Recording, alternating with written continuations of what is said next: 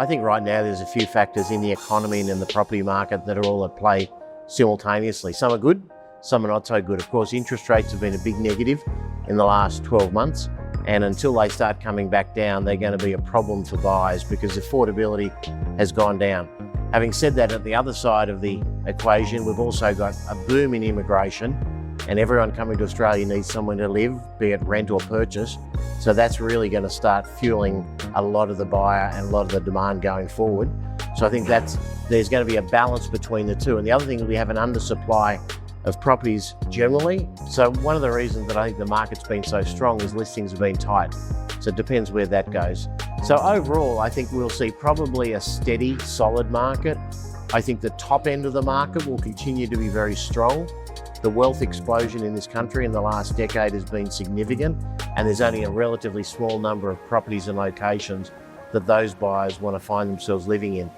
So I think that overall, I could agree that there's going to be some increase in some end of the market, but I think at the lower end of the market, around the investor and first home buyer levels, under $1 million in most of the capital cities of Australia, I think we might see a slight correction to the downside.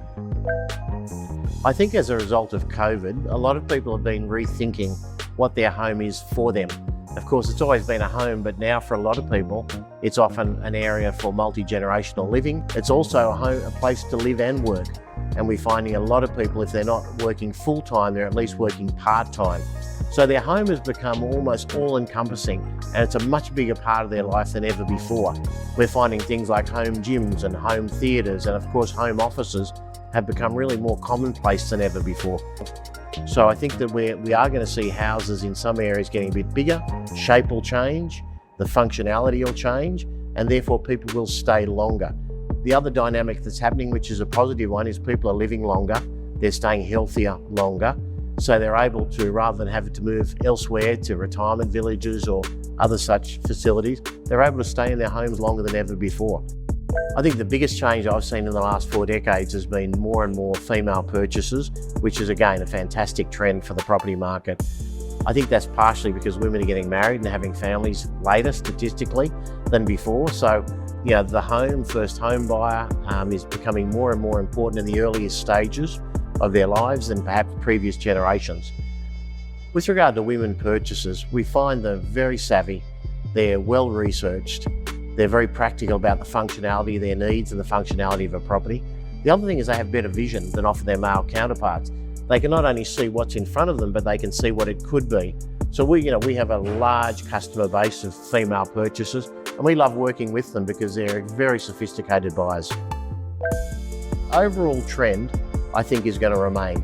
People want to live ideally within 2 hours of a major metropolitan market where they can get to their cultural pursuits and interests, they can get to their grandkids if they want to, they can get to their place of business or visit friends if they need to without too much effort. So I think there's going to be a huge concentration of interest continuing and ongoing, probably forever, in that 2-hour ring from the big cities around Australia. There's no doubt to me that the increased immigration numbers over the next few years is going to be a big part of the demand and the increase in prices moving forward. 70% of the people coming from overseas end up in either Sydney, Melbourne or Brisbane, predominantly Sydney and Melbourne. So I think the big cities, that's going to be a major driver for prices, alongside interest rates of course.